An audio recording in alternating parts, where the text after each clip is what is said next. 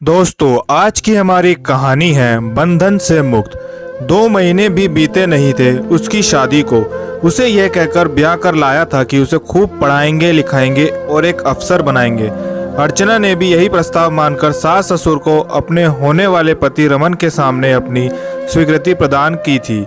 पर उसे कहाँ पता था कि वो जिस जगह जा रही है वहाँ उसकी स्वतंत्रता नहीं बल्कि उसे कठपुतली मात की हैसियत से ले जाया जा रहा है। ना उसे आगे पढ़ाया गया और ना ही उसे आगे बढ़ने दिया गया, बल्कि हर कार्यों में परंपरागत होते हुए भी अर्चना अपने वजूद की तलाश करती रह गई। ससुराल में रमन और माता पिता अक्सर अर्चना को यही कहते, पढ़ाई लिखाई में क्या रखा है, घर के कामकाज करने में ही भलाई है, सेवा करने से ही स्वर्ग नसीब होता है, वही किया करो। बाहर घूमना और खुद को ज़्यादा स्वतंत्र रखना अच्छी बहू की निशानी नहीं होती।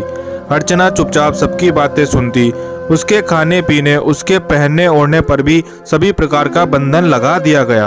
अब वो सास ससुर की सेवा में धीरे धीरे अपने अस्तित्व को भूलती चली गई और वह एक कठपुतली मात्र बनकर रह गई।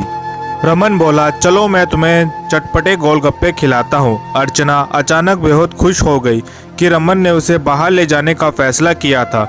वह बोली, चलिए, मैं तो कब से इंतजार कर रही हूँ। दोनों कार से गए। चाट का ठेला देख अर्चना कार से उतरकर वहां पहुंच गई। वो अपना दोना लेकर आगे बढ़ी और जल्दी जल्दी गोलगप्पे खाने लगी। रमन, आप भी आओ। ओ भैया, थोड़ा पानी डालना।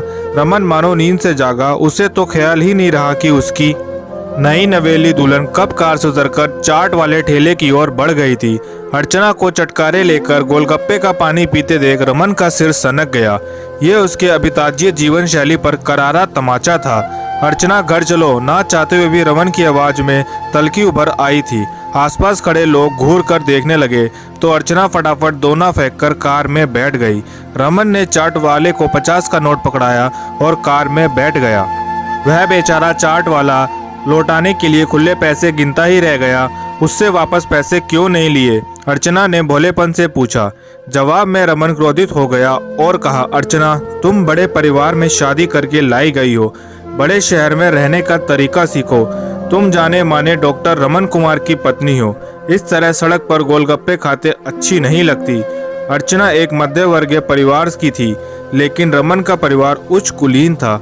अर्चना के मध्य वर्गीय परिवार से वह कई पायदान ऊपर था।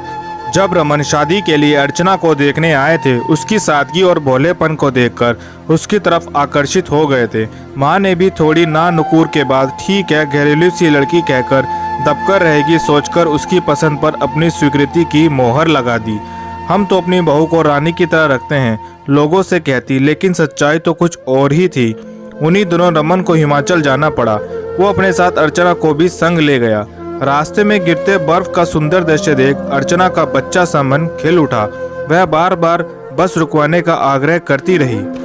वह बर्फ की वादियों में सैर करना चाह रही थी। देश विदेश में घूम चुके रमन को अर्चना का ये बचपना करना अच्छा नहीं लगा।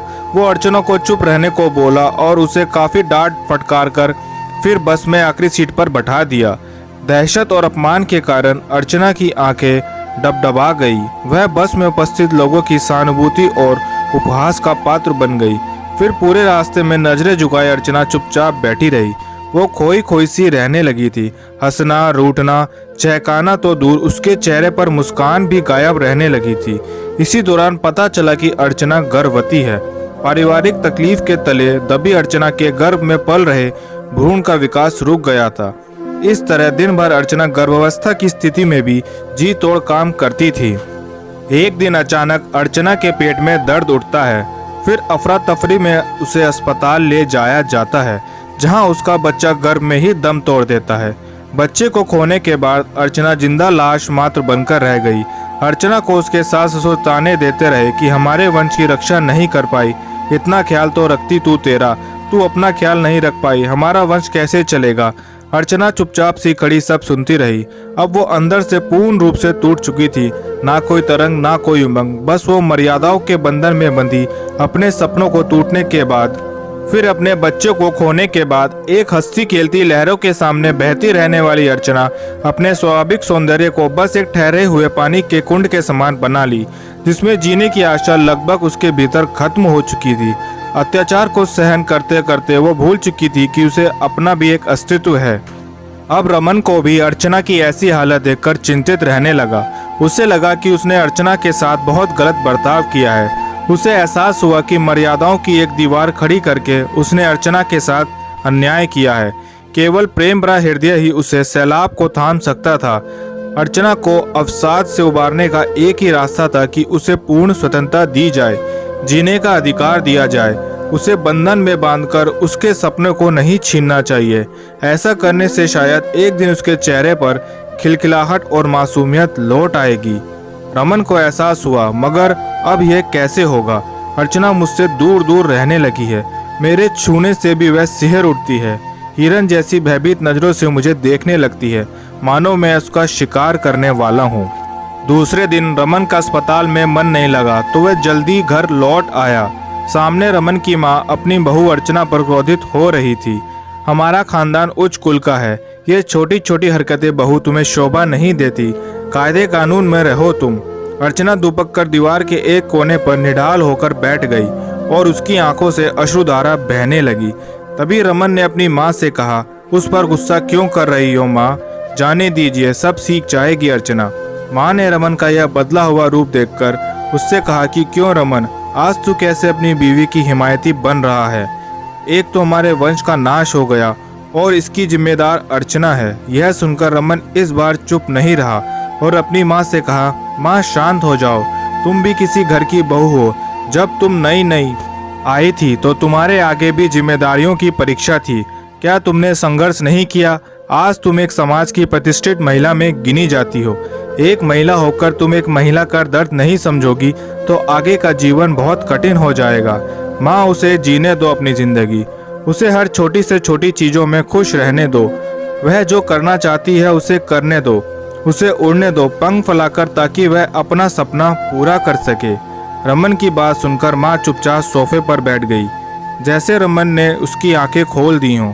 अर्चना उठो, तैयार हो जाओ, आज हमें कहीं जाना है, रमन ने पुकारा। अर्चना चुपचाप उठकर तैयार हो गई। फिर दोनों अपनी कार से घूमने निकल गए।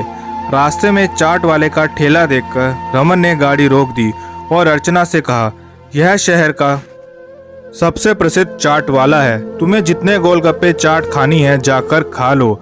अर्चना के चेहरे पर हल्की सी मुस्कान थी। अब रमन रोज अस्पताल से जल्दी घर आ जाता था और अर्चना के साथ काफी समय बिताया करता था। धीरे धीरे अर्चना भी अपनी सामान्य स्थिति में आने लगी।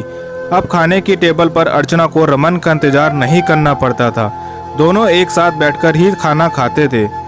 रमन ने अर्चना से कहा, अर्चना, तुम अपनी पढ़ाई आगे जारी रखना चाहती हो तो आगे पढ़ो लिखो और तुम्हारे सपनों को पूरा करो।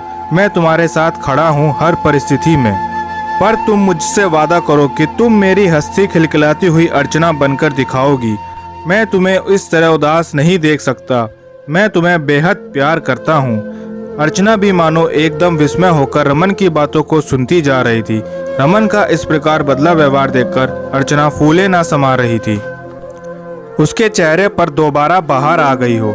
रमन ने झट से अर्चना को सीने से लगा लिया और फिर अर्चना भी बेवजह के दबावों से छूट गई थी और अपने सपनों की उड़ान भरने के लिए वो बंधन मुक्त हो गई थी। दोस्तों, अगर आपको हमारी ये कहानी पसंद आई तो हमारी वीडियो को लाइक करें और चैनल को सब्सक्राइब करें।